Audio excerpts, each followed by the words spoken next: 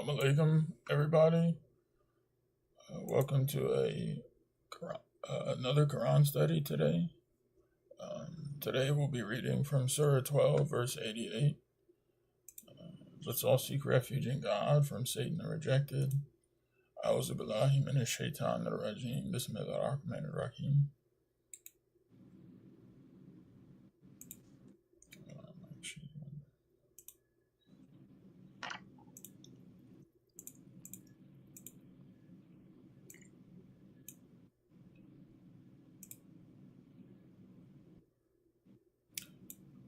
88. Israel goes to Egypt. When they entered Joseph's quarters, they said, "O you noble one, we have suffered a lot of hardship along with our family, and we have brought inferior goods.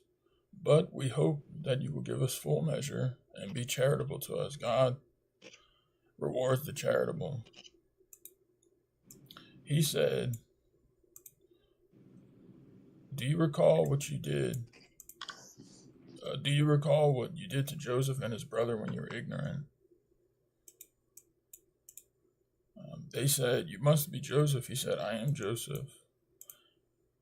And here is my brother. God has blessed us. That is because if one leads a righteous life and steadfastly perseveres, God never fails to recompense. God never fails to reward the righteous."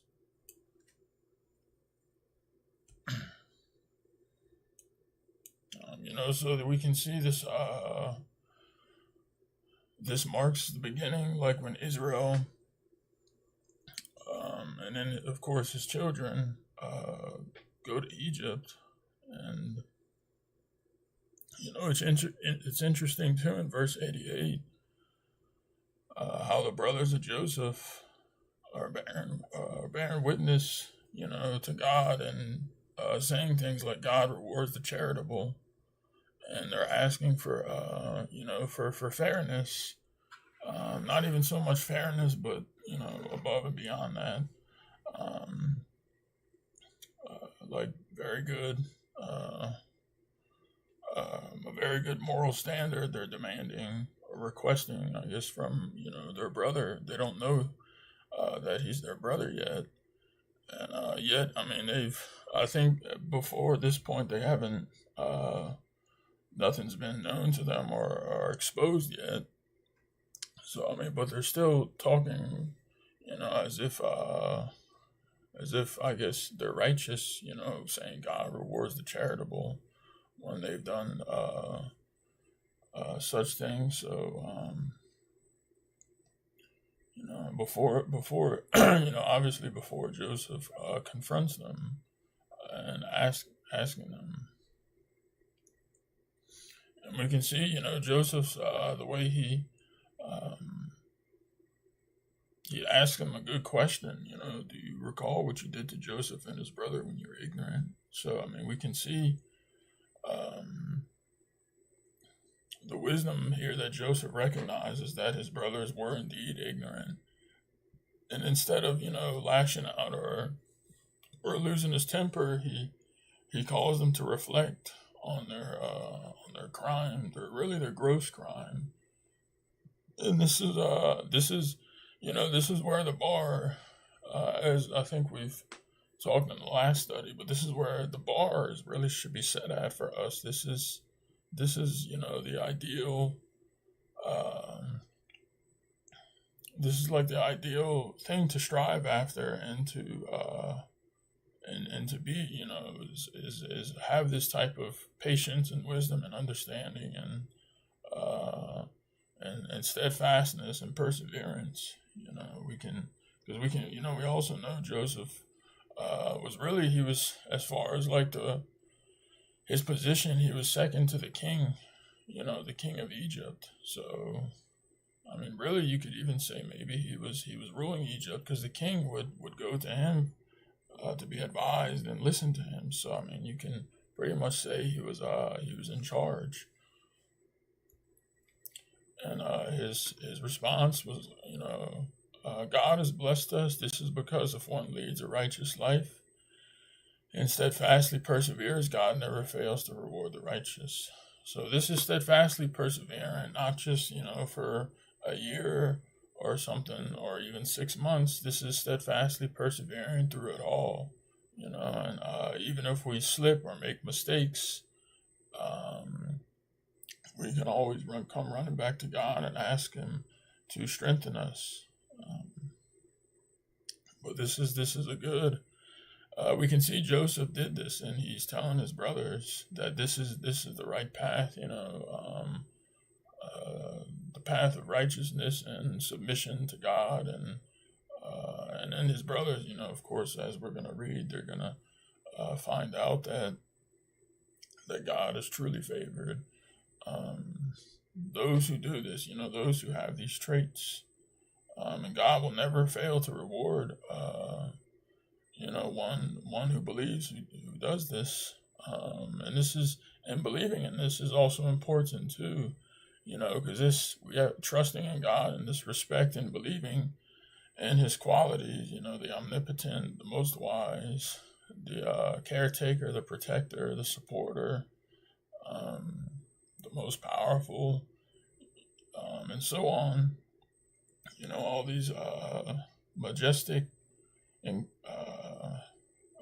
beautiful names. To God belongs the most beautiful names. So all these, believing in all of these, God always keeps His promise. So this is what it also means to believe in God is believing that this is true. And we have this really good example of Joseph in the Quran.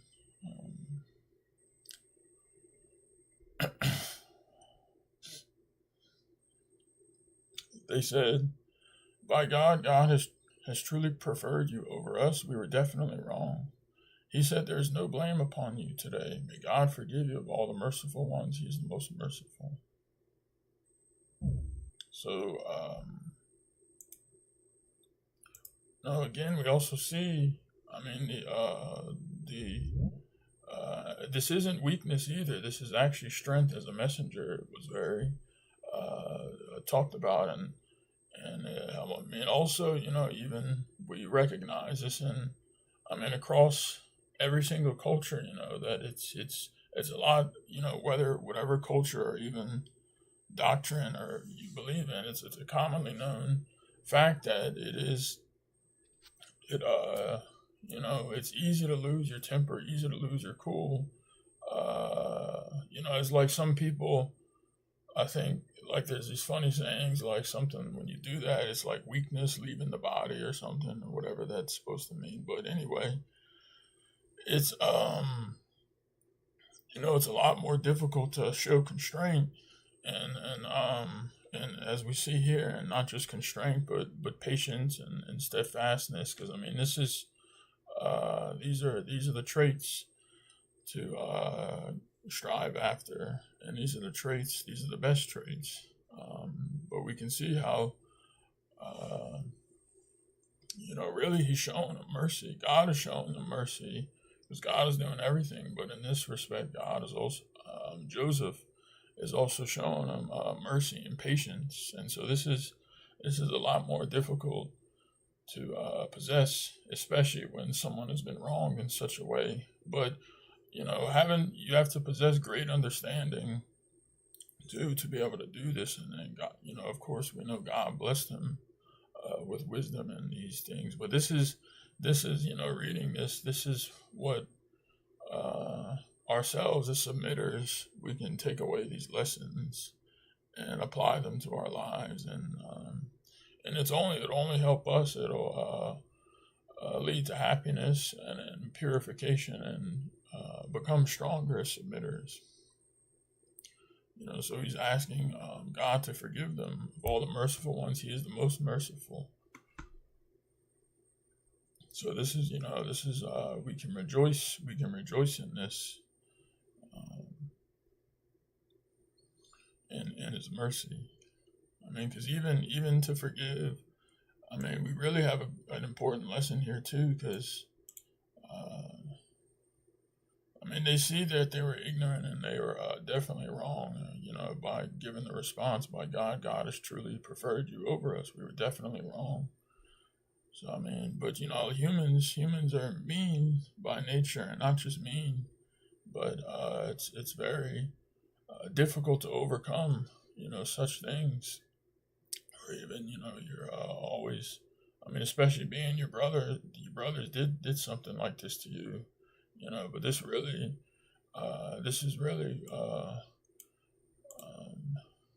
what can be seen as like exalting Joseph in this manner, like exalting in his submission to God, is how he responds and how he shows these honorable traits. So this is a good lesson for us here as well.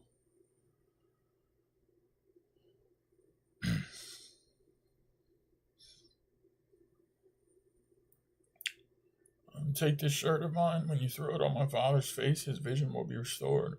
Bring your whole family and come back to me. Even before the caravan arrived, their father said, I can sense the smell of Joseph. Will someone enlighten me? They said, by God, you are still in your old confusion. So when the bearer of good news arrived, he threw the shirt on his face, whereby his vision was restored.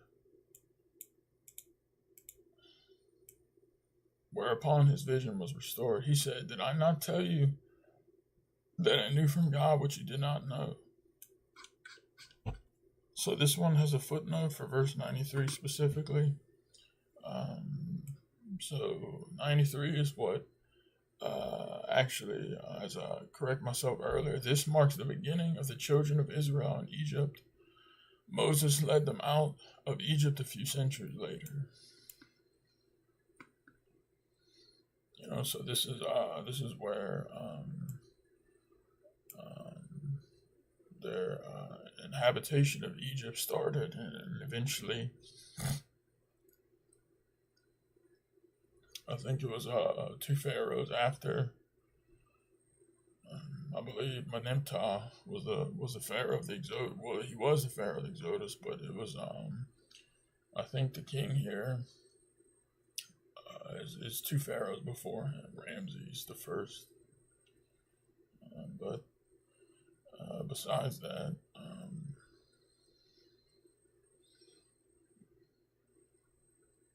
mashallah, I think it's interesting, how a shirt can restore vision to his father's. Take the shirt of mine. When you throw it on my father's face, his vision will be restored. So this is God restoring his vision, but we can see that this is also as Joseph is being established, or has been established on earth, and has been given kingship. So has Jacob, in the sense of, he steadfastly, just as Joseph mentioned earlier, if one steadfastly perseveres and leads a righteous life, God will never fail to recompense or reward them. So we can see Jacob is being given his vision back, and also being given a really honorable position along with his wife and his family in Egypt. So previously being in Palestine, and their location and their properties, they now have a really good. All of them do, good stronghold and position in this. So. And also verse 95, we can see the response from, I guess, maybe his servants, or perhaps, but or whoever they said. But we can see these people probably didn't trust and or have the same belief and conviction that Jacob did, which is why they're saying such a thing, saying that he's still confused. Mashallah, we can see that. I mean, we don't know. I don't know exactly the context or the intent, behind of what was said, but it was still good that Jacob corrected these people later, as we see in 2 verses. I mean, everybody knows, but even these people that made such a comment, He said, "Did I not tell you that I knew from God what you did not know?" So he corrected these people that were basically saying something unpleasant about him being in his old confusion. Thinking basically he's gone crazy. That's what it seems like they're saying.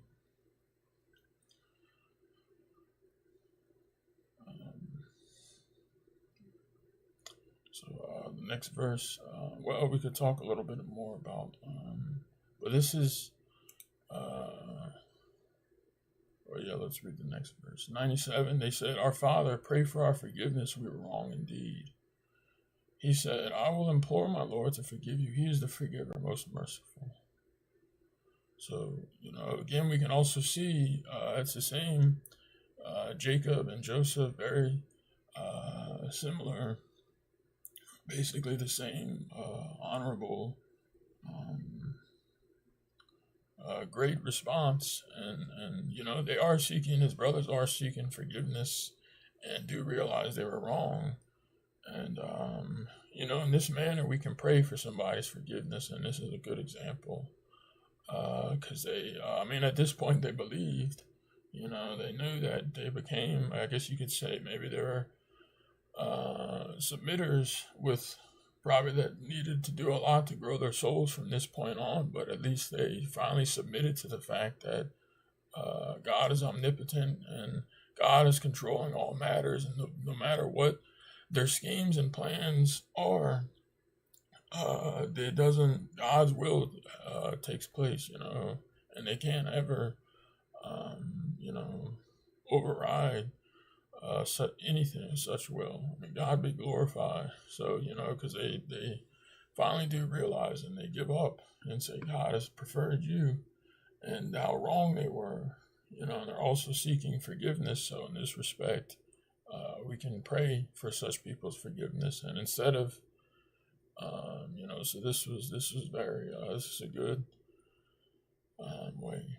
Because, out of all the merciful ones, even Jacob and Joseph, there's one even more merciful. He's the most merciful beyond any, beyond our understanding too. Also just the fact that we're in this world. We're in this world to as another chance. And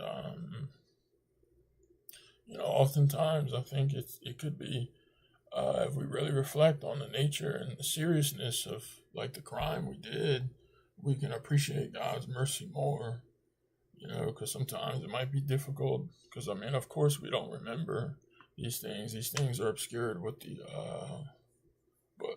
body. But it really is a gross offense, and we can see that it's another proof of God's infinite mercy. But of course, for a disbeliever, we can pray, idol worshiper, etc. We can pray for their guidance, but we're not supposed to pray for their forgiveness. 99, In Egypt, when they entered Joseph's quarters, he embraced his parents, saying, "Welcome to Egypt. God willing, you will be safe here." He raised his parents upon the throne. They fell prostrate before him. He said, "O my father, this is the fulfillment of my old dream. My Lord has made it come true. He has blessed me, delivered me from the prison, and brought you from the desert after the devil had driven a wedge between me and my brothers. My Lord is most kind towards whomever he wills. He is the knower, the most wise."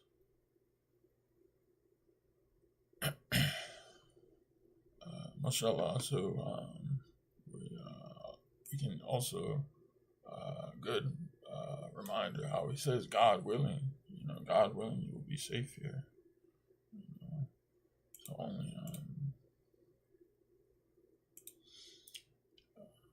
And of course, on verse 100, his parents and his brothers that fell prostrate were falling prostrate before God. They were falling prostrate to God, but it just so happened to be before Joseph, before him, like as far as the sense of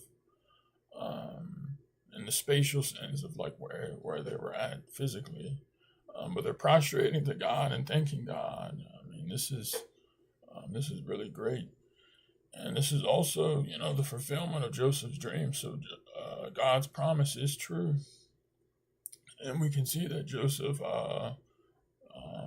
said that my Lord made it come true.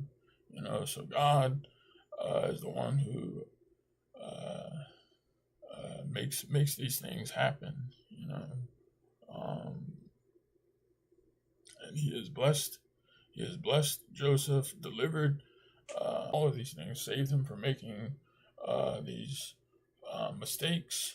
As a and the one who blessed him with knowledge and guidance and strength, and strengthened him in its times of in his times of I don't want to say weakness, but in his times of adversity and calamity, and through these trying times. And we can see how God also reconciled Joseph's heart with between his brothers, and also the father too. We know that the father, Jacob, has also prayed for their forgiveness. But they had turned into they had finally submitted. We can see.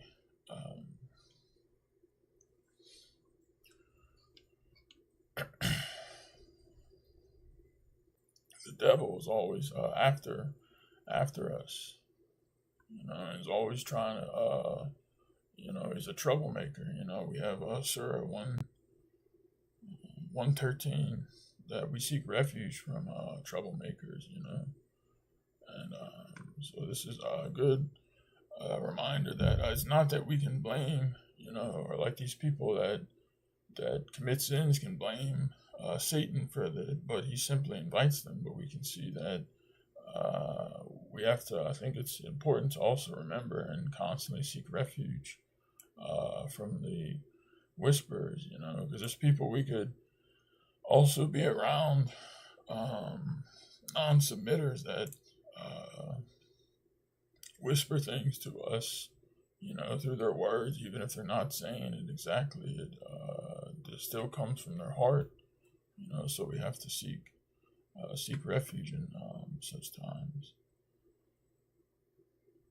But even then, God is in full control of all matters. So no matter what types of schemes the disbelievers and these the enemies of God, which are your enemies, plan against you, it can't touch you. Even if it seems like something's happening, or even if it seems like something is, touching you, God is running everything. We have this amazing example and lesson from history about God was with Joseph the entire time. So his brothers throwing him in the well, him going to prison, God was right there with him. I mean, it had to be. Of course, he had to be constantly thinking about this, and this is what, of course, I'm sure helped him. This zikr, and of course, many, and in his steadfast, this helped him become. This helped him maintain his submission and devotion to God and persevere. Because this is very important to and very comforting to know you could even be in the worst or in any situation, but just remembering God in this respect, that He's always with you is important. And He never fails to recompense. So despite how the situation seems, and despite what schemes, that's what it is. That's the test in of itself. That's a huge. It is I'd say, the cream of the crop of the test, is because it seems, you with most people. If you're not a submitter, we can assume that you're gonna doubt and not believe in God's protection, or trust in God that God won't bring you through this. But we can see that in this situation, this is the test. Like despite how the circumstances looked, despite being thrown into prison and it also for extended periods of time and all, but steadfastly persevering through such a thing is will also, um, you also pass your test, and God will reward you. But also part of the reward is being purified and strengthened. So this is a reward in of itself, because you're then shaped and molded into into like a gem, and then after you have happiness. You have happiness, complete happiness. So verse 101. My Lord, you have given me kingship and taught me the interpretation of dreams, initiator of the heavens and the earth. You are my Lord and Master in this life and the hereafter. Let me die as a submitter and count me with the righteous. SubhanAllah. So this is so beautiful, his I guess you can say his prayer, or his remembrance of God. Inshallah.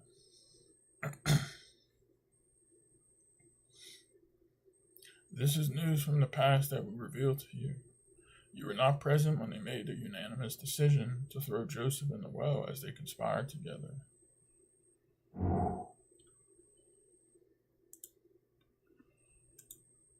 So this is, Muhammad had no idea about any of this. I mean, this is also a proof in of itself among the greatest infallible proof of 19. But this is also a proof in of itself. 1 second, let me get my charger.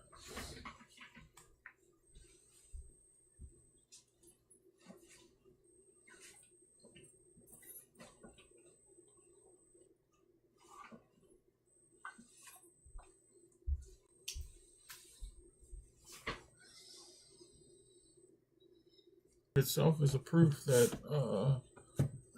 having a perfect, not just having knowing some of the history. I mean, that itself would basically be a proof and impossible. But I mean, you have a complete recollection, not recollection, but you have a complete narration about the history of an event that you had no idea about, and this is proof that.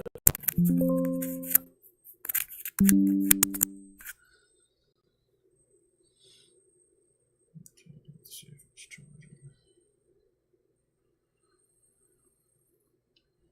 So this is also something that people have tried to, people that really the only people I've heard this come from, in today's time is people who are jealous, and this is like a real tragedy, with people of the previous scriptures that are jealous of the Quran, and maybe it could be stemming from ignorance, because they don't know about the messenger of the covenant, which is also prophesied in our own book, the book of Malachi at the end of the Old Testament, and they just are hearing hadiths and sunnahs being thrown into the matter. So, but really, the perfect history is in here, so this isn't anything that Muhammad knew, or this isn't a copy from the Bible. He had no idea, and this is historical facts too.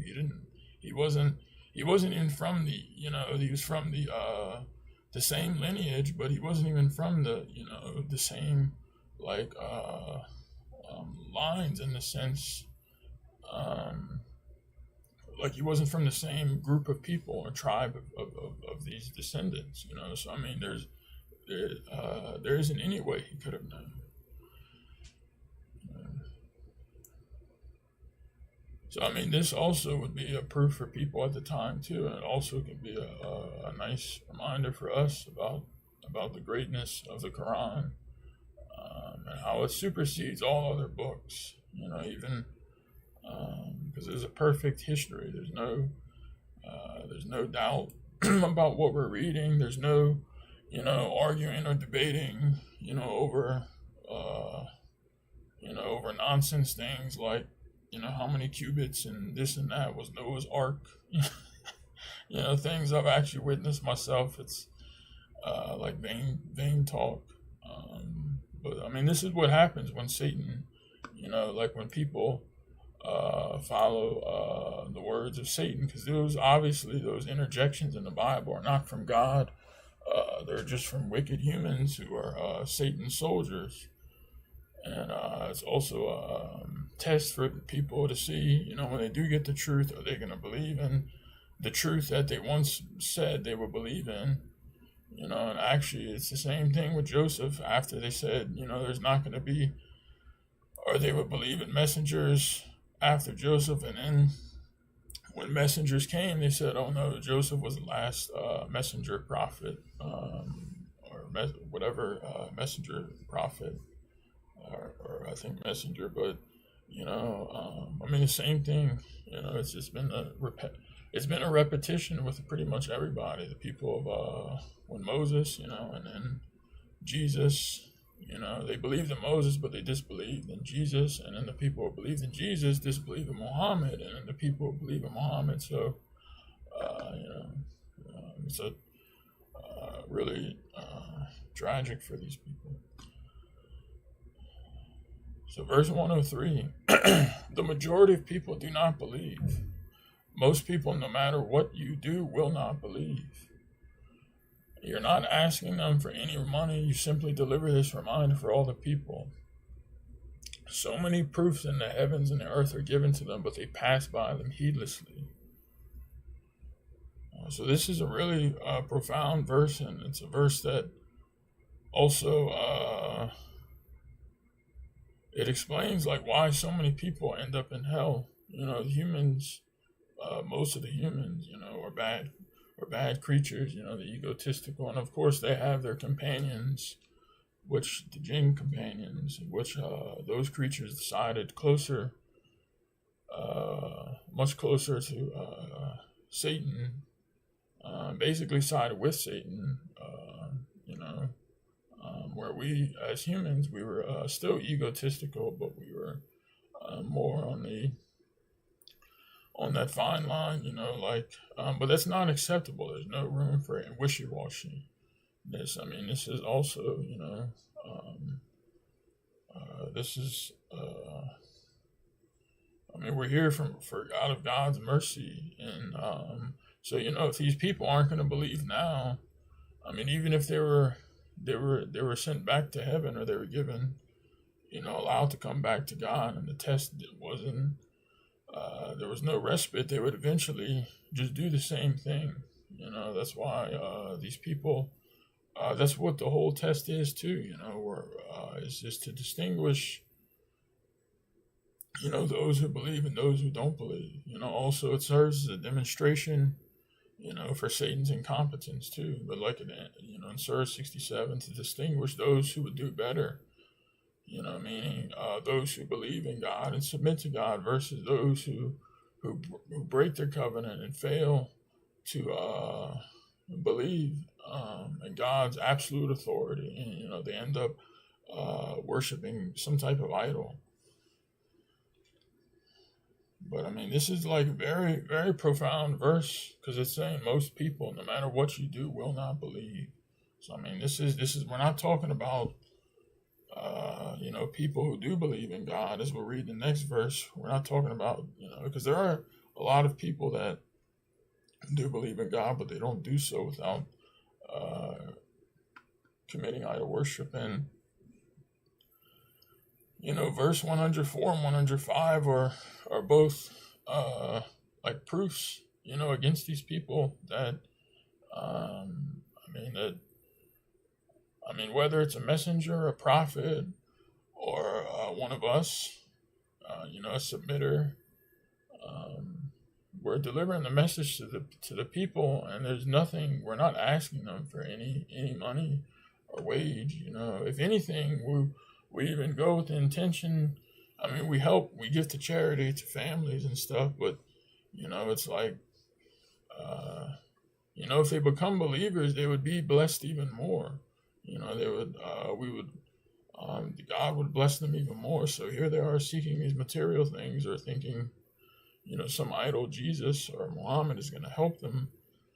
But they're only hurting themselves. And so many proofs in the heavens and earth are given to them, but they pass by them heedlessly. I mean, even when you remind these people about the complexity of just these little insects or these bugs, and how God is fully aware of them, fully controlling them, and then all the way from that to all the bugs, all the humans, to this XYZ heavenly body, all the way out in Andromeda, for example. Like the greatness of God is truly, like in Surah 9, they can never fathom the greatness of God. The whole earth is within his fist on the day of resurrection. In fact, the universe is folded within his right hand. And, perhaps this is why, the messenger did say, the reason why people worship such idols without, they don't understand God. They don't believe, they don't know his greatness, And, unless you have really, truly, unless you have the accurate and truthful scripture like this Quran, and then also the 19, the miracle, and the proof that you can witness and reflect on and think about. It is you're gonna probably end up worshiping some idol,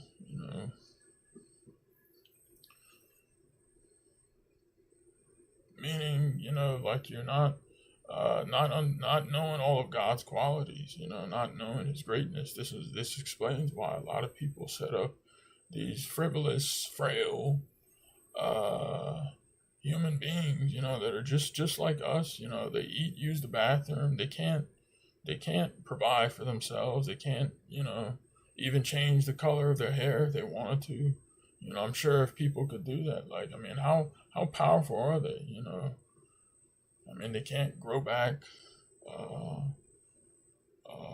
teeth if they get one pulled, or they can't, restructure the shape of their ear. These are what people are worshiping, these helpless creatures that are totally dependent on God. But, it's because, like the messenger said, one of the reasons, we have ego and a lot of other aspects of these idol worshippers, but they don't know God. They don't know God's greatness. So it's a lot, I guess, easier for these people to fall into idol worship, because they don't believe. The majority of believers destined for hell. The majority of those who believe in God do not do so without committing idol worship. So this is, taking verse 103 to 106. Also, we need to we know that this applies, obviously to Christians, Muslims, like who idol worship, and they're really not true Christians or true Muslims or true Jews if they're idol worshiping. But we need to apply this to ourselves too, because it's obvious, like that, about the aspect about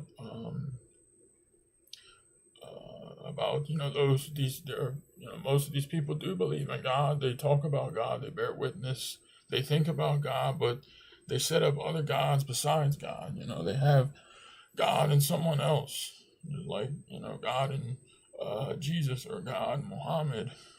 Even if it's not, even if it doesn't seem that way. Just mentioning in a prayer or a shahada another name next to God is blasphemous. He's the Most High, the most praiseworthy. It's but also in applying to us. This is, if you don't believe God is doing everything, if you think somebody else is doing something, and if this is firmly established in your heart, meaning if we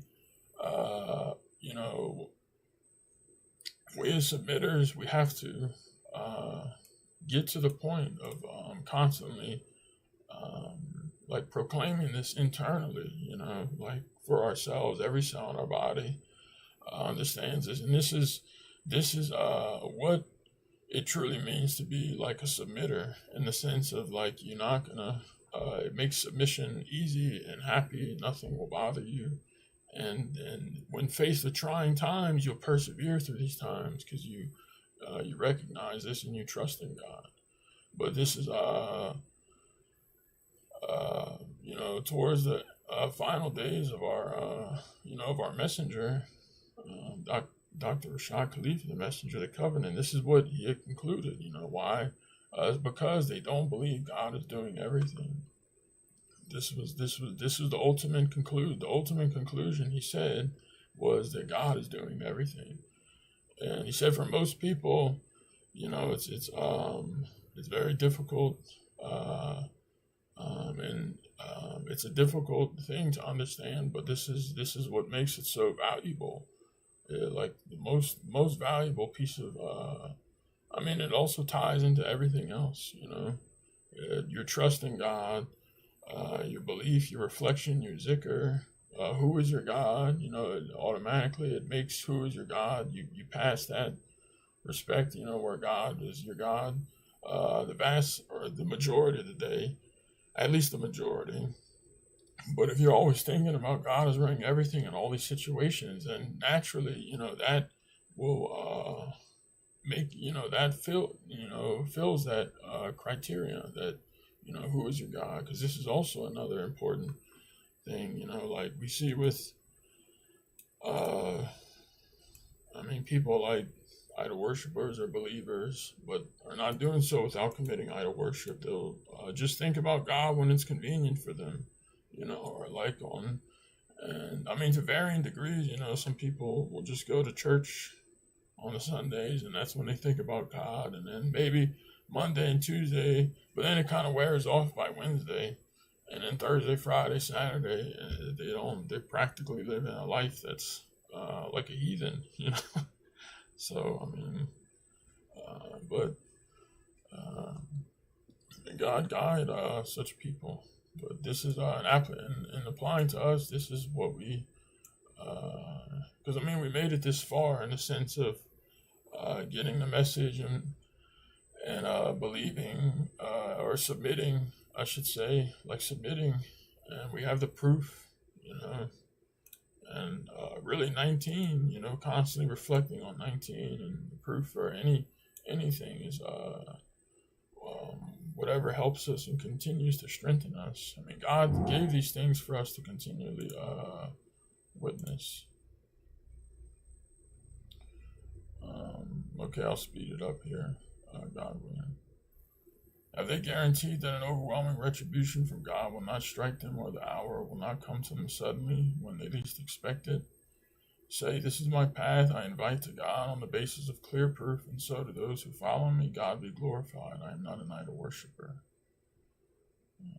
We did not send before you except men who we inspired, chosen from the people of various communities. Did they not roam the earth and see the consequences for those before them? The abode of the hereafter is far better for those who lead a righteous life. Would you then understand? Victory ultimately belongs to the believers. Just when the messengers despair and think that they have been rejected, our victory comes to them. We then save whomever we choose, while a retribution for the guilty people is unavoidable. The Quran is all we need. In their history, there's a lesson for people. In their history, there's a lesson for those who possess intelligence. This is not a fabricated hadith. This Quran confirms all previous scriptures, provides the details of everything, and is a beacon of mercy for those who believe. So the next surah, Surah 13, Al-Ra, in the name of God, most gracious, most merciful. ALMR. These letters are proofs of this scripture. What is revealed to you from your Lord is the truth, but most people do not believe. God is the one who raised the heavens without pillars that you can see, then assumed all authority. He committed the sun and the moon, each running in its orbit for a predetermined period. He controls all things and explains the revelations that you may attain certainty about meeting the Lord. So I'll read the footnote, God willing, and then we can discuss if anybody wants to talk about the rest of the verses. These initials constitute a major component of the Quran's built-in proof of divine authorship, the miraculous mathematical code. See Appendix 1. And finally, verse 3, he is the one who constructed the earth and placed on it mountains and rivers, and from the different kinds of fruits he made them into pairs, males and females. The night overtakes the day. These are solid proofs for people who think. So since we're a little bit over time, we're just not going to talk about these final verses, but if there's any comments or questions, please feel free. If I made any mistakes, may God forgive me. Thank you. Good study. Yeah, sure, Gavin can also talk more about those verses.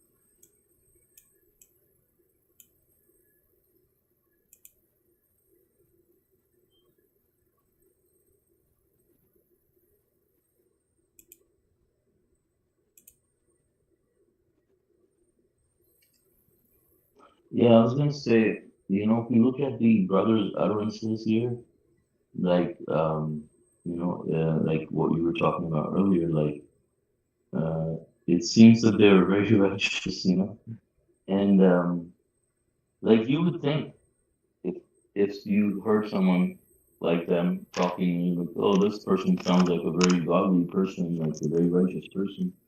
But we know like what they did, even just as early as like probably uh, those few months when they made that statement, and that shows that also not to say that these brothers were just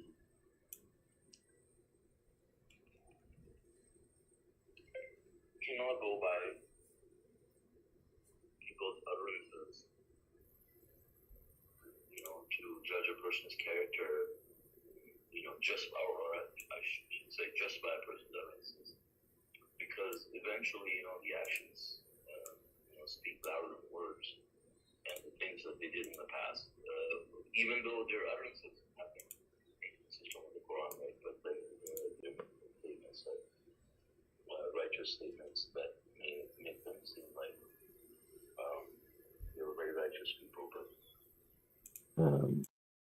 they weren't, so that's something that I wanted to mention.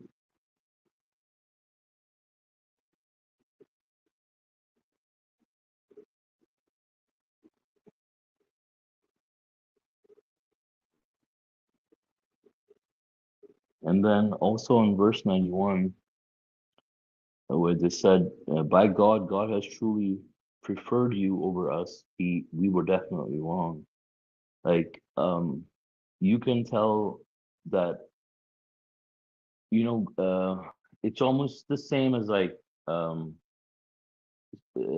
God has truly preferred you over us. Like, they're still, like, I mean, they're still like comparing themselves to the brother, like that whole jealousy thing, like oh the father, he gives them more attention over us. He Mm-hmm. favors him more over us. And then he's like, "Oh, God has truly preferred you over us." And so like this sort of mentality, I think, is something that people should definitely try to avoid. This can be a source of jealousy. Like, you can look at another brother and say like, I'm happy for you, but like saying, "Oh, well, God has preferred him over me. Like he has 10x this and I have like less," or whatever it is, and like this sort of mentality obviously can lead to jealousy and negative emotions, for a lot of humans. And um Mm-hmm. Yeah, like yeah. even the mashallah, it's very good. I didn't. Yeah, it's very good because you know now that you say that, like even at the messenger's time, this is uh maybe like that's these people that wanted to be messengers, like Deep and stuff, were probably maybe thinking the Hmm. same way or something. Like Hmm. why is Dr. Rashad Khalifa the Hmm. chosen, God's Yeah. messenger, the covenant or something? Yeah. It's like, well, Yeah. it's. I mean, he's the fit for the job, and then if they were smart, like knowing where we come from in the crime that happened billions of years ago, like they wouldn't even want to test themselves. Like, how do they know they would even pass a Hmm. test as a messenger? Like they would, Hmm. run from the test in that sense, like, and be grateful that they have a messenger, Hmm. because that is like an extreme test because all the things he had to go through, and uh, but but yeah, like that's anyway, that's Hmm. yeah. I think too, it's a good um, yeah, it's a good reminder for us, like not to think, uh, yeah, not to compare, and like also instead of just saying something like, God has blessed you, Joseph, uh, and stuff. Yeah, they're still comparing them to themselves. Hmm. Yeah, and also. Almost like if that they're still righteous or something. Like they've Hmm. been righteous this entire time. Like even after what they did to Joseph, and Hmm. um, but you know, like they're talking about like God rewarding the charitable. Hmm. And it's like, how could you say something like? And imagine like, so imagine you saying that like to other people, and they don't know about what you did. But then, like, imagine is saying something like that to the person, you like so grossly wrong, Hmm. like pretty much almost killed him, Hmm. uh, or almost tried to. And then, I mean, and then we can see also the response too, like from Joseph, which is really showing not weakness, but like constraint, and really good qualities, Hmm. about and also this would be also like a proof for his brothers too. Like Hmm. this is the right way to be. Hmm. And also, naturally, because um, Joseph and his brother were righteous, um, the father, uh, liked them more, and they didn't like that either. But we can see that this is exactly the system God has. Like, if you are a righteous person, God loves you. If you're a righteous person, He doesn't love those who are not.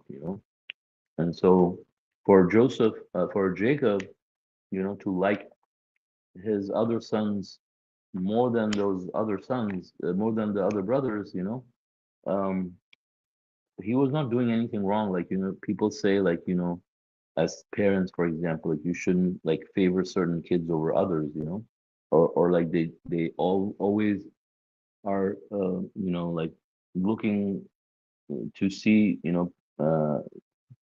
children treated differently. So it's like, oh, you favor him over me, like he's your favorite and we're not, or something like that. But like in his case, you can see like, okay, well, they were righteous, naturally he would love them more. Maybe he gives them more attention because of that, like um, if you had children who were righteous and then some children that were all constantly, like being causing problems and making trouble and misbehaving, and you would naturally be more inclined to want to spend more time with the ones that were righteous, and maybe he wasn't being like grossly unjust towards them. I mean, he just liked him probably more than the other brothers because he was more righteous. There's nothing wrong with that. Mhm. Yeah, that's true. Yeah, like the saying, the good reward or good behavior gets rewarded. Like Mm-hmm. even the teachers in school, like Mm-hmm. in elementary school, the kids who are good and listen, they get Mm-hmm. snacks and like extra candy Mm-hmm. and stuff, and then they are Mm-hmm. like the teachers are nicer to them, and then the ones Mm-hmm. that are like being really bad, they get like Mm-hmm. reprimanded and stuff. Mm-hmm. So, yeah. I mean, it's actually it's The nicer kids get more cavities. yeah.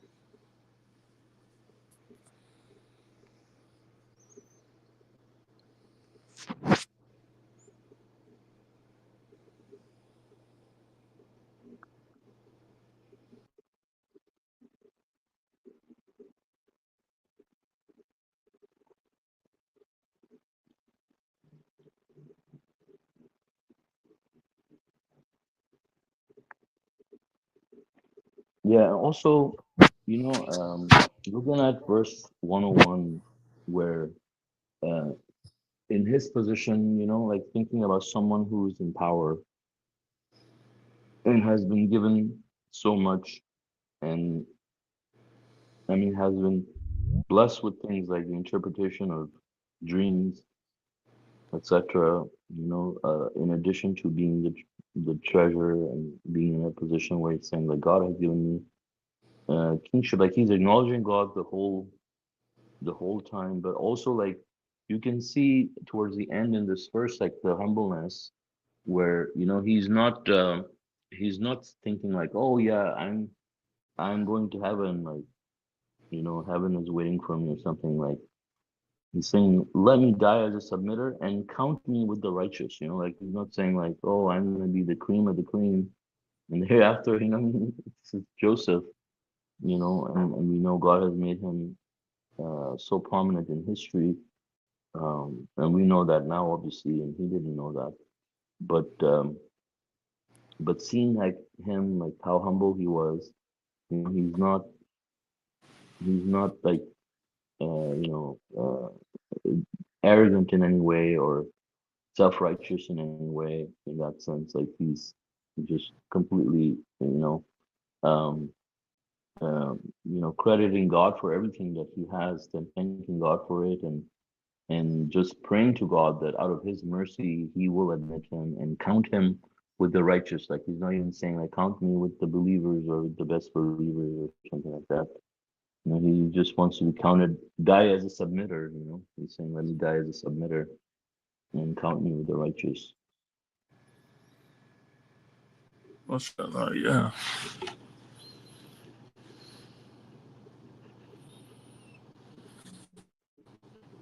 Yeah, it's just like Abraham, like similar to how Abraham implored, in this respect. So, Mhm.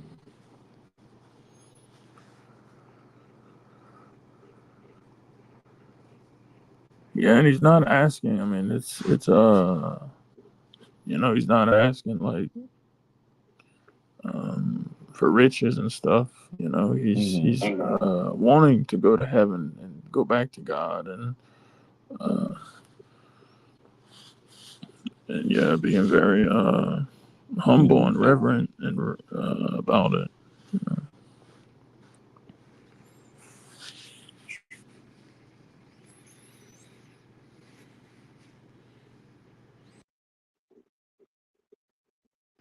Salam alaikum, brother Nizam.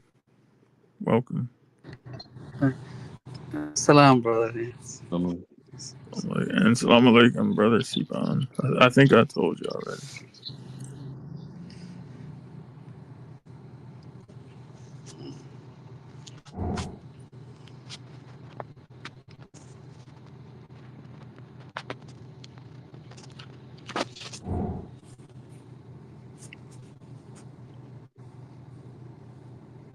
Yeah, so also we can see, verse 110, uh, that it says victory ultimate. It doesn't just, well, even the verse is talking about the messengers. This subtitle here says victory ultimately belong to the believers. So it's not just. This shows that, yeah, I mean, it's talking about the messengers, but like it also applies to, people who are believers, that just when they just when they despair, like, even though we know we're not supposed to despair and we never despair, but I don't think it really means that they actually like despair, but like it's like at a point where like they're almost ready to give up. Yeah, I was about to say that I think it like you almost think like you think about despairing, but you don't actually. Mm-hmm. I think despair, like you contemplate Mm-hmm. or something Mm-hmm. that makes sense. Yeah, it's like you're tested. They're tested to the Yeah, edge. yeah, They're at the edge.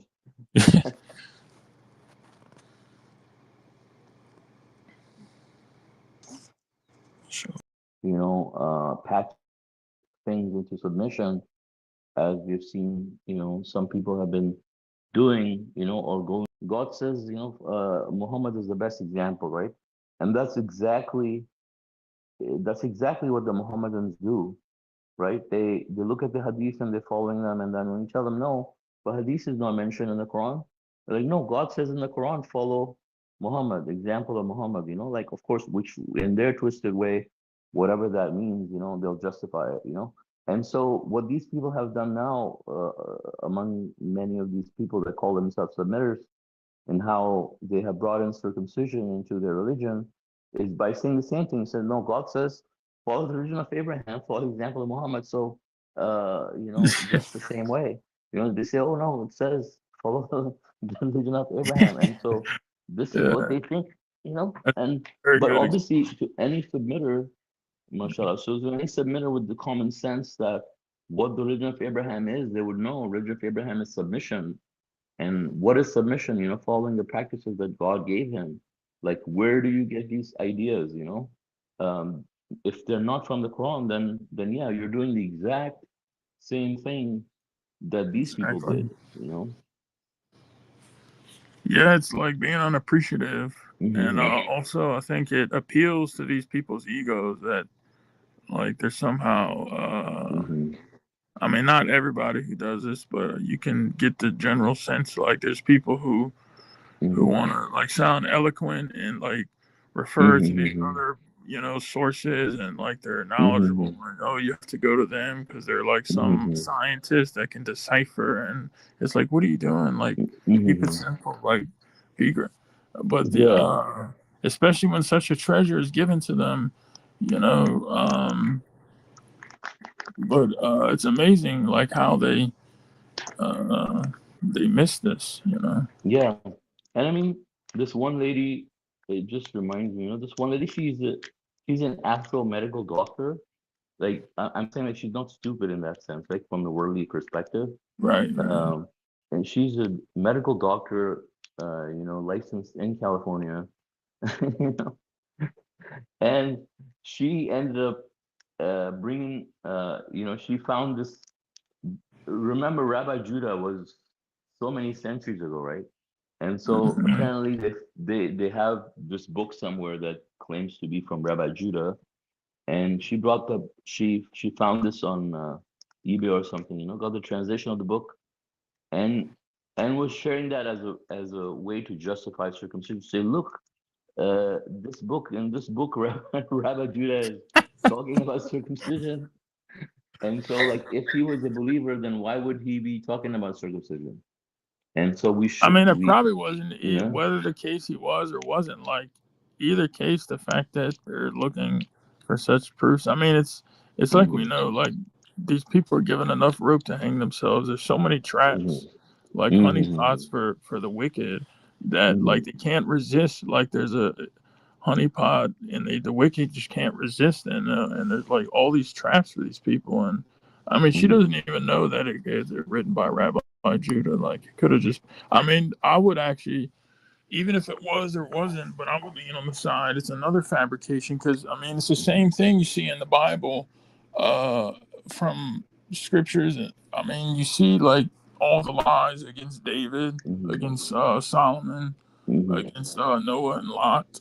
I mean like horrendous lies, and then it's even worse, because just like her, these same people like people with disease in their hearts, uh, at least amongst the Christians, they'll literally take a story, a narration, and then they love it. They love the fact that I mean, they believe it in the first place, but they love the fact that it can justify, like, oh, well, David supposedly, I'm not even going to repeat it because it's just a gross lie, but, oh, David did this and sent, this general off, and then something happened. And then, oh, like we all make mistakes, we just have to like repent, and it's okay, and it's like, in their hearts is a disease, and so like it itches for such things. I mean, so it's the same. Right. It's like there's these traps for these people, and so if in her heart, she still must have idol worship. So she'll Right. go and be given enough rope to do Yeah. such a thing. And these are like the worst, most evil people, as we Mhm. know, because they'll be in the lowest pit of hell. These hypocrites, because then they're gonna try to drag other people with them. She's trying to trick Mhm. other people when Yeah. uh, obviously she's upholding. I mean, a source that's not authenticated. It's not verified. It has no mathematical proof, and she's running from the Quran to Mhm. use like something like so lame. I mean, really, compared to the Quran, it's not even it's Mhm. not authenticated or authorized by God. So I mean, Right. um, Yeah.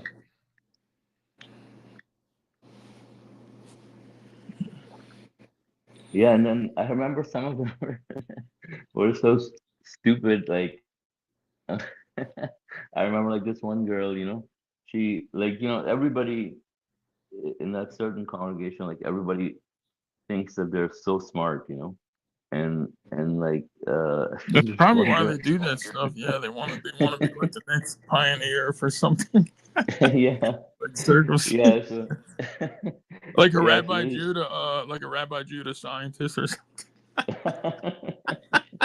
Yeah, so this one girl, she came say she's so smart. She's like, yeah, like there was this girl in my high school and she's a Christian and we're talking about Abraham. And she says, yeah, so this thing about Abraham that yeah, there was circumcision and in the Bible and see, so now that proves that the circumcision is part of the religion. I'm just like How does that even prove? puzzled, you know what I'm saying?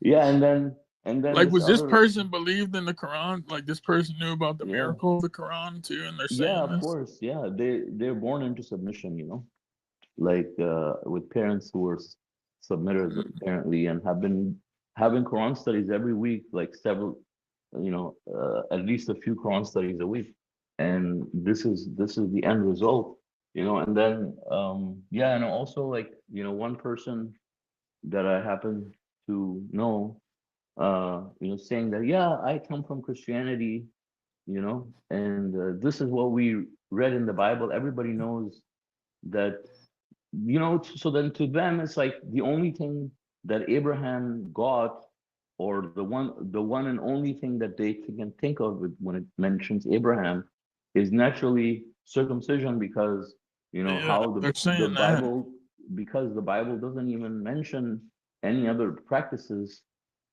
anything, it doesn't mention anything other than circumcision, right? And so this is basically Satan's trick to make people believe that, Yeah, yeah, yeah, exactly. like instead of saying that God gave the practices of submission, because they want to hide the fact that there are practices of submission like The salah, power, zakat, fasting, and hajj. So they right. they they slap this thing onto him, the satanic ritual, and now everybody thinks that, this is what Abraham was all about, pretty much, And these are really like ignorant Christians, and Mm-hmm. I'm not saying like there's anything great or smart about me, and but I've debated with a lot of Christians and like shown them the works of Paul and then the distortions Mm-hmm. of the Bible. Like actually before like Mm-hmm. hearing that, and this is what like helped me and all, man. I'm like, oh man, like this is the truth, like the Quran and the messenger of the covenant and 19. But like these people are also ignorant to the fact that like who wrote the Bible and like all these distortions and these Uh-huh. how a lot of these books had multiple authors and the translations. I mean, like, and then if you tell them this, I think uh I don't know, I think they just it's still like ego, or it's holding on to, just like the Quran says, they rejoice Mm-hmm. and what each party have, Mm-hmm. like Mm-hmm. divide themselves into sex, and then when you correct them, like, no man, like, look, this Mm-hmm. thing is like you grew up with, even though that you love dearly and all this, like you Mm-hmm. have to get rid of it. It's full of a lot of junk, and Mm-hmm. then we have something perfect, and they're like, no, like I still want to hold on to, but they're really just hurting themselves, They're they're trading away God's revelations and for a cheap price. Yeah, it's funny you mention Paul because they said you're the Paul of submission. Dude, that is like the biggest insult. I mean, Paul was wicked. He Yeah. murdered like like tens of thousands of Christians.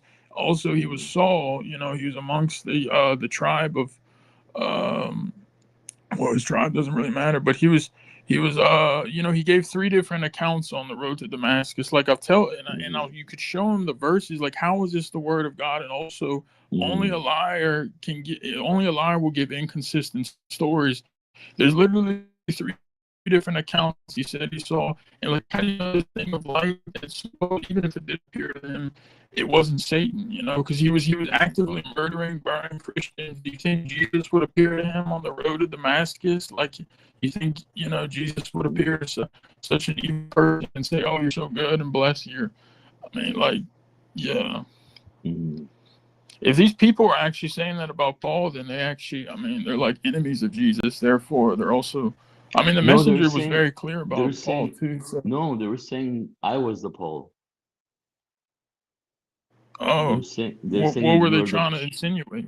they were saying that I'm the Paul of submission, because like how Paul invented Christianity, like I'm Oh, inventing a new religion. oh no, yeah, no, they're just.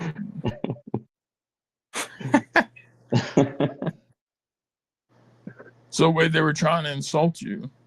Yeah, Is they're that? trying to insult me by saying Uh, I was like Paul, uh, because apparently no, I they're think actually, that's because funny, but no, they're actually the Paul, because they're bringing in innovation and to yeah, submit. exactly. Yeah, Yeah, I mean, exactly. that's exactly what Paul did. Paul would accuse all the Mm, other disciples of Jesus as being, and then but the truth always disloyal. prevailed. Yeah, yeah, those people are wicked for saying something like that. Mm-hmm. I mean, they probably don't understand it, but I mean, really, it's so tragic for these people because they have the message, Mm-hmm. and like Really, it's very Satan dupes them. yeah, But that's the reason why it's so important for us to stick to the Quran, right, because yeah. what you see with these people is a complete barrier of guidance, despite what God has given them in the past, like all the other verses of the Quran, like all this knowledge that they have, doesn't help them in any way because they fail the test at that point. And it says, the moment you seek guidance from anything other than the Quran, you fail the test and you get blocked, you know. So it's so serious and it cannot be overemphasized, like the when God says the Quran is all we need, like we better we better believe it and really follow it, like critically be critical of yourself when You God can says, probably, yeah, mashallah. Thank yeah. God you've seen and witnessed all this stuff, and that, like, we can learn from it, myself, included, of course, I'm sure. people listening or people in the study, you know. Um, yeah, I mean that's maybe you can probably call yourself a Peter of submission. That would be the like the Peter who's actively not that that like the Peter that was at the time of Jesus, because he was actually advocating for We the already have a non-deity. Peter in submission. Yeah, no, he's like a fake Peter. But no, like the On Discord. yeah.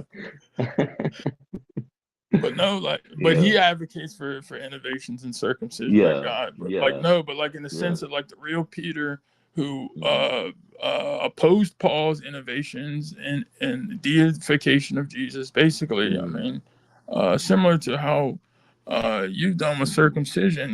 These innovations have crept in. I mean, and also the church but the church has literally deliberately hidden the Vatican has letters from Peter to Paul that Peter and all the other disciples um, did not like Paul. They actually accused him and attacked him. He never met Jesus in the first place, but like basically called him a liar and all these things. And the church hid all these letters, because of course they had to, in the Council of Nicaea they had to like, shape Christianity into what it is today.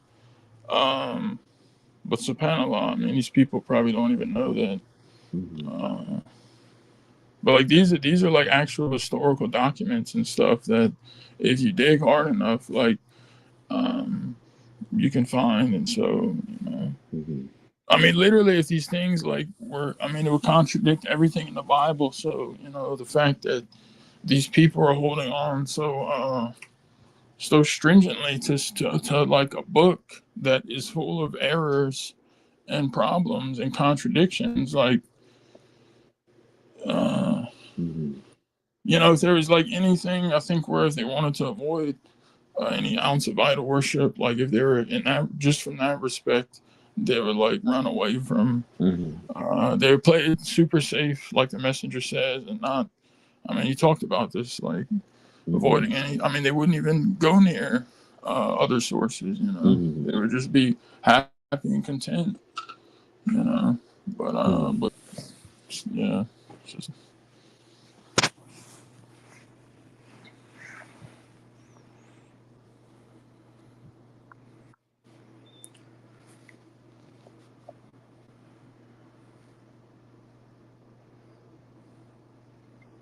Um, I want to say something about the reading the other scriptures. So some submitters, I see so many submitters. They are emphasizing too much reading the Bible, the Torah. You know, even when they become a new submitter, before they finish, I think the Quran, they study also those scriptures. Mm-hmm. And so many submitters, they are giving example because is 90% truth there, and messenger of covenant, so many time, Mm-hmm. read all these things in the even the sermon, Mm-hmm.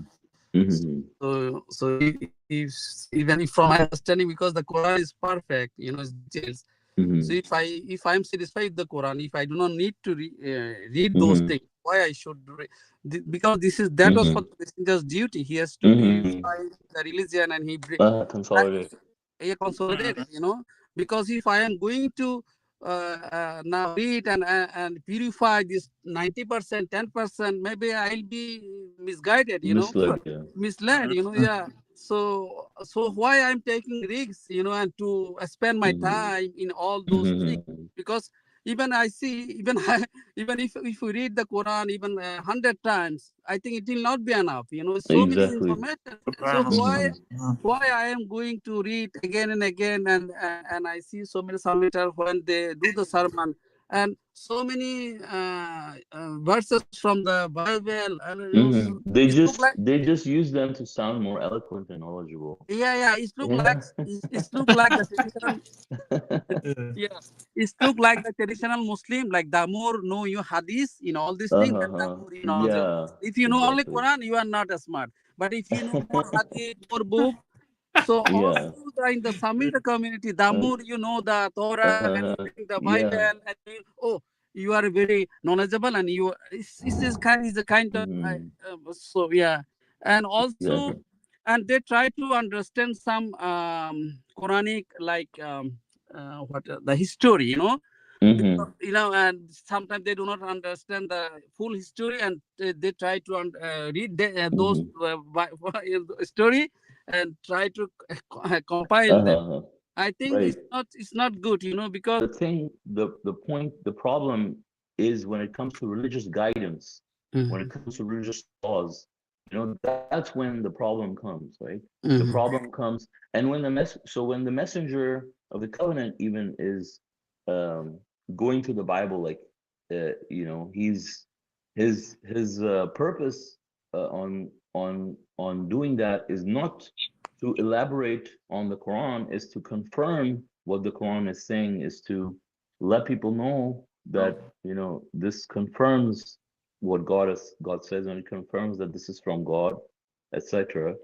mhm, Right? But then at the same time, he's using the Quran to also point out the contradictions, and so when you use that, I mean, you have to read the Bible with the same lens that there is contradiction, and but if you think that no, I cannot, I'm not capable of pinpointing any contradictions. I need the messenger of the covenant to do it for me for every single thing. Then you're I mean, obviously, maybe you're idolizing the messenger mhm, in some way, or obviously they're not grasping the message, the true message from the messenger, because the messenger said, like if it's in the Quran, you can accept it because it confirms it's the truth, because Quran is the truth, right? So mhm, if the Quran says, for example, that Isaac was, part of the progeny of Abraham or something like that, and the Bible says the same thing, then you can believe what the Bible is saying, right? But you already have the Quran telling you don't really need to go to the Bible, right? But he was mhm, just trying to prove that point. And then the other places where he's talking about the Bible is talking about the identity of Jesus, showing that the truth is still in there, so mhm, you can look for it. But these people, obviously, when they're going to it to use it as a way of religious guidance, like using it to impress other people, I mean, clearly, I mean, God knows their real intentions, right? But the fact is that when God says the Quran is all you need, you don't need to, for example, just same way you don't need to learn Arabic, right? You mhm, don't need to read the Bible or have read the Bible in other books or mhm, hadith for that matter. I mean, like they're mhm, not quoting any hadith books, why aren't they? They might as well be quoting those too, like. But the thing mhm, is, you can use the hadith for historical purposes, like the messenger himself referenced them, right? But mhm, I can't go and use the books of hadith and then use that to drive a point to a certain innovation or a certain idea in religious guidance and tell people now you have to accept it because this is in the hadith, and even the messenger quoted hadith, for example. But mhm, does that mean we should be using hadith for religious guidance? Absolutely not, right? mhm, Yeah, because they would end up contradicting the Quran, like the very book that Hmm. they mhm, Yeah, and it start. clearly, when it comes to circumcision, like I think it has to be very clear that when it comes to circumcision, and I'm sorry we have to repeat it sometimes, but like the Quran clearly, destroys this idea of circumcision with Abraham, because uh, the Quran clearly says what was given to Abraham. The Quran says the what was given to Abraham with the Salah, Zakat, fasting, and Hajj, and the covenant that was given to Abraham is also in the Quran. We know what that is. It's in the index also, is referring to the surah where he talks about him purifying the Kaaba and people coming for Hajj and stuff. And so that is already clear, right? Quran is saying one thing and the Bible is saying another thing, and you can't say, okay, Quran is saying this and the Bible is saying this. Now I can combine them, right? That's not the idea. If the Quran is saying one thing and the Bible is saying something else, you're supposed to ditch the Bible, what Bible is saying, and you're supposed to accept what the Quran is Right. saying, not combine the two. Exactly, because at that point, brother, they're actually inventing like and fabricate, Yeah. like they're inventing extra stuff. It's the same thing when you add Mm-hmm. Muhammad's name next to God, they're adding, Mm-hmm. oh, let's add another practice to Abraham. Like, no, Yeah. it's not in the Quran. We're not commanded Exactly. to do this. We're not commanded to commit Yeah. evil or Yeah. vice. Yeah. And then they say that the reason they put the question on you to say like, okay, well, if it's not from Quran, why didn't the messenger say it? And the messenger said, don't follow anything other than the Quran. But where did the messenger say that you should circumcise your children? Right? He didn't say that. So, Right. but they don't say this. They don't say it. They say, no. Why are you saying it? The messenger didn't say it. Messenger clearly said, don't follow anything other than the Quran. He said, Exactly. examine all inherited traditions. It's yeah. They said It's there's like a 10% test. not It's in the Bible. Yeah, yeah. exactly. It's a test for the people. Like people are tested, and I really like from the beginning. Like I really saw like looked at this as like they're given enough rope, like to really those who really believe in God alone and are satisfied with the Quran alone. Mm-hmm. It's not going to be, like it's almost like in the same thing. Like if they see the angels and stuff, then okay, yeah, they would have to believe. I mean, who Mm-hmm. wouldn't believe? But it's like that. The messenger, like Surah 2, I mean, the heifer, you don't need to spell it out like he told you. If you Mm-hmm. follow anything other than the Quran as a religious source of guidance, is Mm-hmm. an idol. It's idol worship. And like he's telling them, he did say it. What do you want like him to tell you? Like it's a blue, or it's like what color is the heifer? Yellow. I mean, he already, I mean, it's the same thing, Mm-hmm. it's not going to, I mean, it is spelled, I don't want to say it's not spelled out, like it's spelled out as plain as day, but it's also, there's enough room for these people if their hearts want to go astray and Mm-hmm. disbelieve in the Quran alone, then they're given, Mm-hmm. enough rope to be able to do that and hang themselves. And Mm-hmm. Satan just simply invites them, but if they really firmly established and are happy with the Quran alone, God alone, Mm-hmm. and exactly what the messengers taught, then they would see Mm-hmm. this and believe in it. But they're tested in this regard, and I mean it's tragic that they fail, because I don't think they realize how serious. I mean, this is like it's going to cost them. I mean, they're hereafter because they're failing. They're tested. They're doing the same mistake.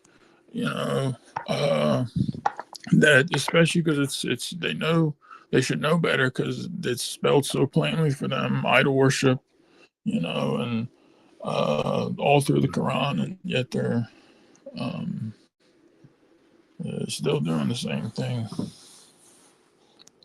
Yeah, I mean, same goes for the Mohammedans too, right? I mean, God gave them the pure Quran, purified religion, and they invented all this hadith and sunnah and stuff. And I mean, what he also baffles me, like, is for many of these people, subhanallah, the word that they use for circumcision Mashallah, yeah. in most of these languages is literally sunnah. So, The word sunnah, right? And they don't they say should run from that. it. Like they should be allergic to that. Yeah, Like run from yeah. yeah. Subhanallah. Yeah, but going back to history also, like historical references for history, like hadith, like there's no hadith that confirms that Muhammad was ever circumcised, and then uh, they came up with this idea that no, he was never circumcised. The reason why he was never circumcised was because he was born circumcised. How are you born?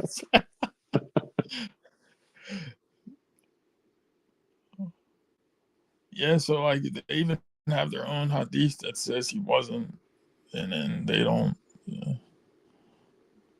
yeah. Yep. So they don't even respect their own Hmm. their own Yeah, it system. most likely crept in back, from the Jews That I into was I yeah. was gonna say the same thing as it's a Hmm. satanic Jewish Hmm. practice. I actually just saw something. It was an old thing, but yeah, it was very grotesque. But Yeah, like I think Yeah. we talked about and shared some of the videos of what the devastating effects it's had on this community that got all these diseases because of what this one rabbi was doing, like sucking the blood. And then I actually saw it. It popped up. It was like I think somebody's In New probably. York? I don't know. No, it was the one where that rabbi was. I mean, it's so wicked. Um, it's Herpes? no, yeah, it was the herpes that that they were doing from the infants, and they gave all these infants, and then there was lawsuits. But I saw Yeah, I something think it's like in a New month. York. Yeah. I saw something recently, like someone is like bringing this up again or filing lawsuits or something Oh. or something, or it's still happening or still going Mm-hmm. on. I mean, how are they saying? I mean, first off, Mm-hmm. that's pedophilia. That's sick. Mm-hmm. It's horrible. And then Yeah. like, I mean, it's Yeah, I but mean, they're not like removing it altogether, they're just saying that no, you shouldn't have to they say use instruments, instead of like I mean it's gross anyways, but like that's still yeah, terrible. yeah. But I But mean like you what can needs to see, happen is they need to stop that, like for example, the same way female circumcision is banned in the Western world, it's illegal. Like you can go get it done in Africa for women, but in the US you can't get it done. It's like, it's a violation of human rights, but then no one yeah, says it's that like it's how a right violation of how human are we rights any for men, different? Right. it's so unjust. Yeah, exactly. Yeah, I mean, like just the fact that like something so terrible is associated with circumcision, like these people aren't just like repulsed by it. But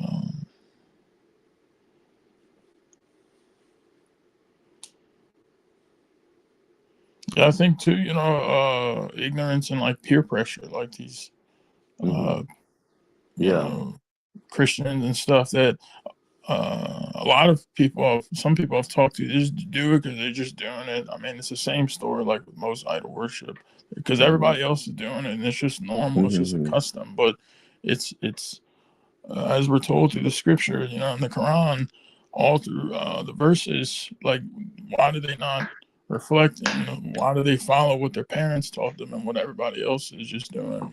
This is exactly the same thing that um, what they why they're being tested. So they have to get rid of this defect of just following the crowd, even though or being wishy-washy in this respect. Even if it means being an outcast. Like you're Hmm. actually not an outcast. Like the messenger said, Satan will try to tell you, like, oh, you're nobody. Like, no, Hmm. you're um, a submitter, and you have angels Hmm. and God with you, and Hmm. you're actually in the largest number. Hmm. But uh, yeah, Yeah, and then another, then you have this other growing group now, right? That these people that have come up with a different angle now, because primarily because they know that they're wrong, right? So they have changed their approach towards circumcision, and they're saying that, circumcision is not part of the religion, apparently, but they're saying, but you can't say it's satanic, right?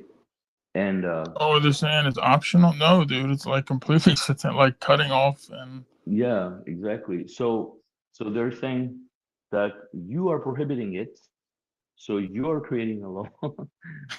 And wait. So if like like I mean, yeah. somebody wanted to Yeah. come and like violate you, we Hmm. can't say no. You can't violate this Hmm. person. Cutting Yeah. off their, you Like how know. can you say it's a sin, I mean, and so a simple response to that would be like, I mean, if you, because they say it's not in the Quran, right? For example, it's not, and I can say it's not in the Quran that you can chop off your baby's fingers. So does that mean you can go chop it off and it's not a sin? You might Right. as well like start chopping off different parts of Yeah. their body so they don't get Well, no, cancers on those parts, yeah, so they exactly. don't No, no, have. no. Well, that's a And prohibition. Remember? yeah, You can't. and I mean it's all coming from hadith anyway, so then you can't say that hadith and sunnah, like quote unquote sunnah, are satanic innovations, right? So if God says and the messenger says the hadith and sunnah are satanic innovations, and we know this is a hadith, this is in the hadith, it's a practice of sunnah, it's not in the Quran. So me saying it's a satanic practice, I'm not saying anything alien.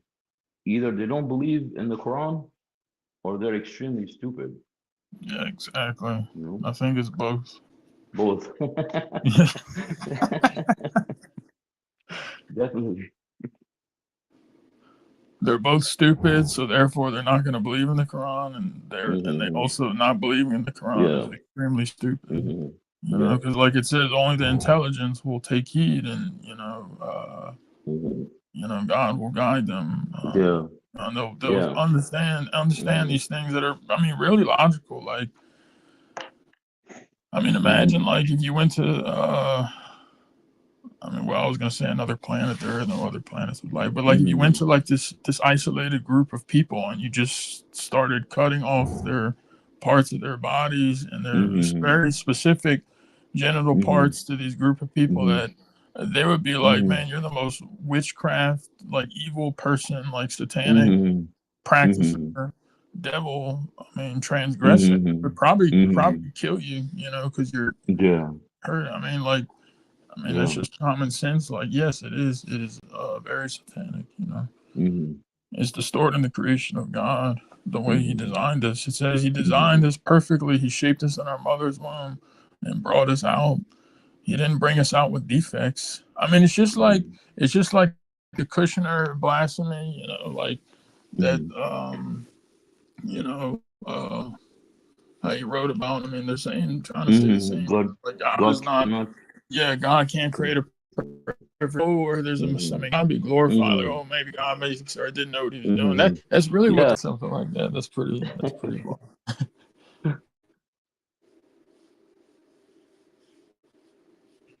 And Yeah. brother, also, you said so many people now they come up with a different angle. So what Hmm. they're showing, I think I also discussed with you. So they Hmm. say now brought the birds like 548. So what they're saying, because God give them different rights for the other like the Jewish and Christian, you know. Hmm. So maybe God give them for this ritual, not for us. So what I explain them, because God will not give any ritual which will contradict the Quran. So Right. yeah, so we can say understand from anything any ritual. If this is against the Quran, so God did not give them. This is the Hmm. state, So why we Hmm. believe they give, maybe God Hmm. give them different ritual, and maybe is authorized for them, not for us. So see how they are coming Hmm. with the ambiguous Yeah. So the thing. thing is, yeah, I mean, so the thing is, like for them, I would simply say, well, everything different that God gave to these people, like for example, God talks about the Sabbath, right? Mhm. And God talks about the prohibitions for the Jews. So all of that is already in the Quran, right? So we know that because those are in the Quran. That's how they know that part. Yes, But it yeah, doesn't yeah, say anything about circumcision, so they can't say that. yeah. They That's can't make also that yeah. argument because his history is God has given us Abraham's accurate history in the Quran, and God tells us exactly what was given to Abraham. Yes, yeah, yeah. And the So what? Bible doesn't say anything. The fact that Salah, Zakat, fasting, Hajj is not mentioned in the Bible, is not mentioned. The covenant that God made with him, the covenant that is included in the index of the Quran, by the messenger of the covenant, like he talks about it in the study. One person asked him about the covenant of Abraham, like a Christian submitter, asked him in a Quran study about the covenants of Abraham, right? Now, when a Christian asks about a covenant of Abraham, they're referring to circumcision, right? And Mhm. he's in the audio, and this audio I showed it to them. In the audio, the messenger says, God made a covenant like this. He repeated a covenant, like one covenant with Abraham. And he said that covenant is mentioned in the appendix. He says we created this appendix very quickly. And he says you can go look at it. And that talks about, the one about purifying the Kaaba and all that. So that's the covenant, right? And he talks about it. So you clearly, the only conclusion that you can derive from that is clearly that, that is contradiction in complete contradiction of the Quran, because if God made a covenant with Abraham and the Quran mentions that covenant and there's nothing about circumcision in there, and then you're seeing a different one, then you're saying the Quran is not complete, right? You can't say Quran is complete, perfect, and fully detailed, and then say, okay, something is missing, right? And how can you say it's not satanic when you say nothing bad comes from God? Yes, So, yes. how can you say it's not satanic? Like you're attributing it to God. Like, no, God gave it to them. God told them to cut off their children's part of their private parts that are most sensitive, that they even didn't have any anesthesia at that point or any doctors or anything like that. Like use your common sense. You're educated people, apparently. Like, and you're saying God would inflict pain upon these innocent children for what? What kind of ritual would that be? Like, how would they benefit from it? Like, it doesn't make any sense. Like you can sacrifice, God can tell you to go sacrifice an animal, and you can eat the meat and stuff, but what would be the purpose of doing this to children? And then why would God just make it for those people but not others? If there's so many quote unquote benefits from this.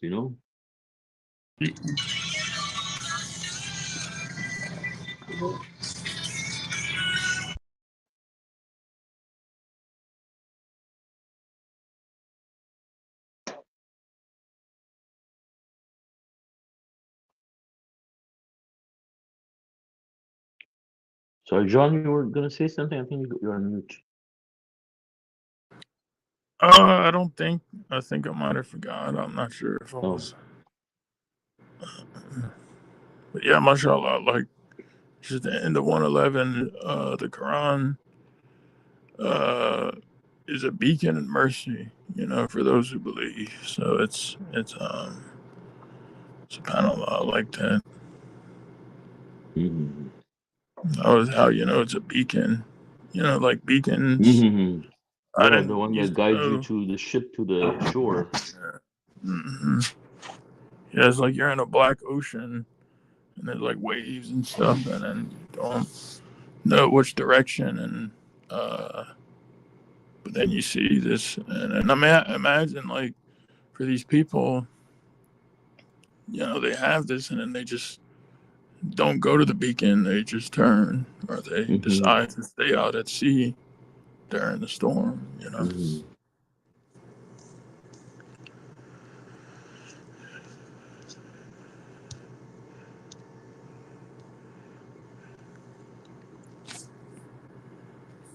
Yeah, and so to what I say to that, it's like, um, so Satan's playing a trick with these people to make them believe that, okay, so you're attributing a lie to God by saying this is prohibited, but we're not actually attributing a lie to God by saying this is lawful, right? They don't they don't understand that by okay, so just like how they're thinking about us, by thinking that we have prohibited something, if something is prohibited and they're saying it's lawful, that's also a lie attributing it to God, right? Like you can attribute a lie to Hmm. God by saying it's part of religion, but you can also attribute a lie to God by saying something is lawful when it's not. The Quran says, Exactly. do not Yeah. utter lies with your tongue, saying this is lawful and this is unlawful. And so they're both ways, like they are trapped the same way as those people. There's nothing different They're getting about a these double, people. yeah, Yeah, double whammy, both double. of those groups are attributing lies to God, whether they're saying that it's part of religion or not. God says who are more evil than those who attribute lies to God. Yeah, I mean, imagine like you're, like in the. I mean, these are like the same humans probably that like you know, in the high society, or like when we were all creatures in heaven, like at some point these people could have been like just like whispering lies or something about God, you know, like why would you want to be near these people? Like let's say you're in heaven with your creator, and then these people, you know, you're around all these creatures, you know. I mean, I'm just like these would be the type of people that's why these people are the most evil, like people who lie about God, because you would be with them up there, and then they would just you know, basically do what Satan did. They'd whisper or lie about. I mean, like imagine like you're in the house of you get to live, or maybe this is an example, but like your CEO invites you, you know, to a wonderful like gathering and stuff, and it's a mansion, and I don't know, you're just around all these people, and then you have these people among them that are just lying and whispering all these lies about someone you really like or love and respect. I mean, like these people are really terrible, you know, just conjurers of lies, and I mean it's much more than that, but I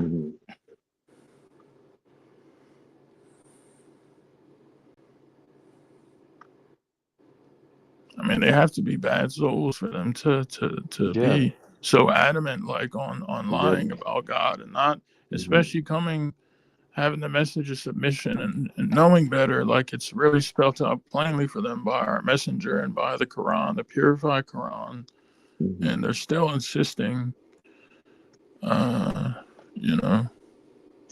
Yeah, exactly. And then they feel that, you know, they feel safe in their numbers, like, oh, 50 or 100 or 200 of us are all bound together and believe, like, yeah, we all can't be wrong, can we? It is, you know, no, and actually it's the same case. All the Christians and Muslims think like that, like, oh The no, same we way. can't all be worshiping the Well, Antichrist, like, yeah, the Muslims say we Jesus. can all be wrong by worshiping Muhammad, and the Christians say we can all be wrong by worshiping Jesus. Yeah. And it's just like the verse we read earlier, the majority of these people, like, they're destined for hell, you know? So, I mean, it doesn't pay to be, they think they get some type of false comfort in the numbers, but the Quran repeatedly emphasizes, like, I mean, it makes sense too, like how it says they will have no helpers, none of their friends, or not even of all the powers, you know, like, you know, no one can help them on the day of judgment. You know, no friend. I mean, these people aren't going to be able to help one another. You know, like they think they're getting help and support in their idol worship in this life, but I mean, when they're faced before God, I mean.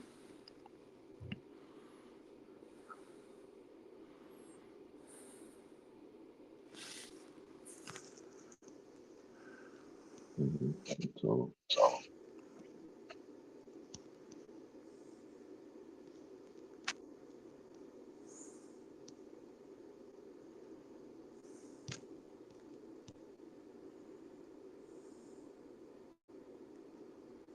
Anyone else has any other comments or questions?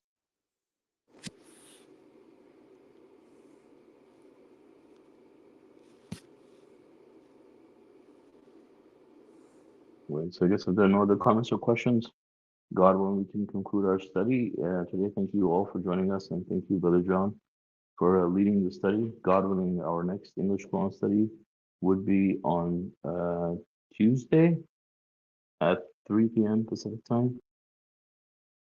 I'm sorry, 1 p.m. Pacific time. The time has changed from 2 to 1 p.m. Pacific time, so it's going to be an hour earlier, God willing. God bless you all. Thank you. Assalamu alaikum. Okay, Assalamu alaikum. Assalamu alaikum. God bless you all. Brother, next